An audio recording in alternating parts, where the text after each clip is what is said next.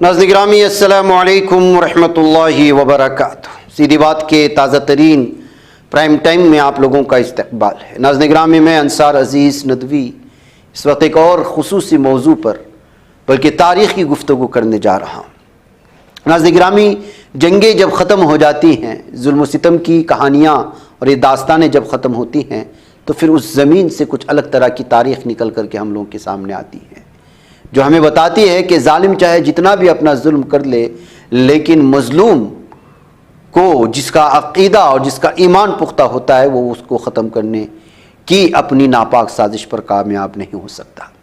العراقیب یہ ایک شہر کا، ایک گاؤں کا نام ہے۔ اس کو لگ بھگ 200 سے زیادہ ظالم دہشت گرد صہیونی درندوں کی جانب سے تباہ کیا گیا، تباہ کرنے کی کوششیں ہوئی، مگر وہ آج بھی آباد ہے۔ 15 مہینے کی جنگ کے بعد آج جب الگ الگ کہانیاں غزہ کے پٹی کے ان کھنڈرات سے نکل کر کے ہمارے سامنے آ رہی ہیں تو اس میں سے اس گاؤں کی بھی ایک کہانی ہے۔ یہ صورتحال بہت المناک ہے، جینا مشکل ہے، کیونکہ یہاں پانی ہے نہ بجلی، انفراسٹرکچر ہے نہ تعلیم اور نہ ہی صحت کی سہولیات۔ آپ کو شاید لگ رہا ہوگا کہ کسی غزہ کے باشندے کے الفاظ ہیں، کیونکہ وہاں تقریباً 15 ماہ تک جنگ جاری رہی، لیکن یہاں بات غزہ کی نہیں ہو رہی بلکہ اسرائیل کے صحرائے نقب میں واقع گاؤں العراقیب کی ہو رہی ہے، جہاں تقریباً نصف صدی سے یہی حالات ہیں۔ اس علاقے کی صورتحال بتانے والے شخص کا نام عزیز سیاح ہے، اور وہ اس گاؤں کے مقبول رہنما شیخ سیاح الطوی کے صاحبزادے ہیں۔ آج العراقیب میں 22 خاندان آباد ہیں اور یہاں کی کل آبادی 87 افراد پر مشتمل ہے۔ عزیز کہتے ہیں کہ اس علاقے کے لوگ یا تو گاڑیوں میں رہتے ہیں یا پھر انہوں نے لکڑیوں، کپڑے اور نائلون کی رسیوں کی مدد سے اپنی رہائش کے لیے ٹینٹ نما گھر بنائے ہوئے ہیں۔ تاہم آج سے تقریباً 1 دہائی قبل اس گاؤں کی آبادی زیادہ ہوا کرتی تھی۔ عرب اور یہودی شہریوں کی جانب سے بنائی گئی ایک تنظیم نقب کو existence forum for civil activity یا ایکویٹی کے مطابق جولائی 2010 میں جب اسرائیلی حکام نے یہاں گھر مسمار کیے تھے تو ایک اندازے کے مطابق یہاں کی آبادی 400 افراد پر مشتمل تھی۔ نقب کو existence forum for civil equity کا کہنا ہے کہ اس گاؤں کو توڑ پھوڑ، گرفتاریوں اور مقامی افراد کے خلاف ہتھیاروں کے استعمال جیسے خطرات کا سامنا ہے۔ عزیز سیاح کہتے ہیں کہ صحرائے نقب میں العراقیب پہلا ایسا گاؤں ہے جس کے تمام گھر مسمار کر دیے گئے تھے، اور ایک تجربہ تھا تاکہ مقامی آبادی کا رد عمل جانچا جا سکے اور پھر ایسی اقدامات ایسی دیگر آبادیوں میں بھی کیے جا سکیں جنہیں اسرائیل تسلیم نہیں کرتا۔ ان کا دعویٰ ہے کہ آج بھی گاؤں کے افراد کو ہراسانی، ظلم اور نوجوان لڑکوں اور لڑکیوں کو گرفتاریوں کا سامنا ہے۔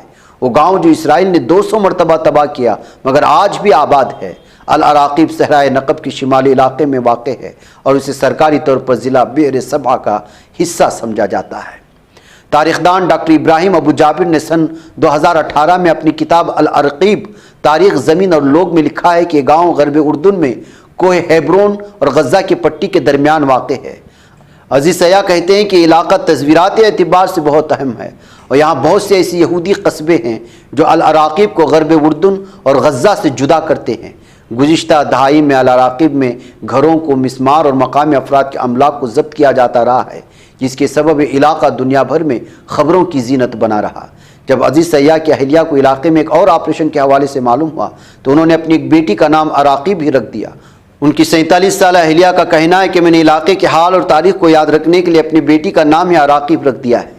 فلسطینی تاریخ دان ابو جابر کے مطابق عراقیب کا علاقہ متعدد عرب قبائل کی ملکیت ہیں، جنہیں علاقہ شاید ہزاروں برس قبل وراثت میں ملا تھا۔ ان کا کہنا ہے کہ گاؤں عثمانیہ دور میں قائم کیا گیا تھا۔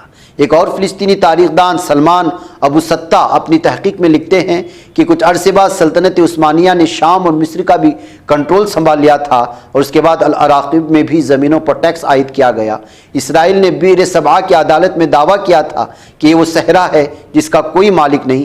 تاہم ابو سطح کہتے ہیں کہ اسرائیل کے وجود میں آنے سے 400 برس قبل جاری کی گئی سلطنت عثمانیہ کی ایک دستاویز سے بات ثابت ہوتی ہے کہ یہاں کے لوگ اپنی زمینوں پر ٹیکس ادا کیا کرتے تھے۔ ابو سطح کی تحقیق کے مطابق ان زمینوں میں خربت الجیٹھانی کا علاقہ بھی شامل تھا، जिसे बरतानिया के ज़ेर इंतज़ाम फ़िलिस्तीन में बनी उक़बा की ज़मीन कहा जाता था, और यहाँ 16वीं सदी में 43 ख़ानदान आबाद थे। फ़िलिस्तीनी तारीख़दान अबू जाबिर ने अपनी किताब में लिखा है कि अल अराक़िब का इलाक़ा 1 लाख मुरब्बा किलोमीटर तक फैला हुआ था। अबू जाबिर का आबाई ताल्लुक़ भी अल अराक़िब गाँव से है। उनका मानना है कि यहाँ मौजूद ज़मीनें उन कबाइल में बाप से उनके बेटों को विरासत में मिली थी।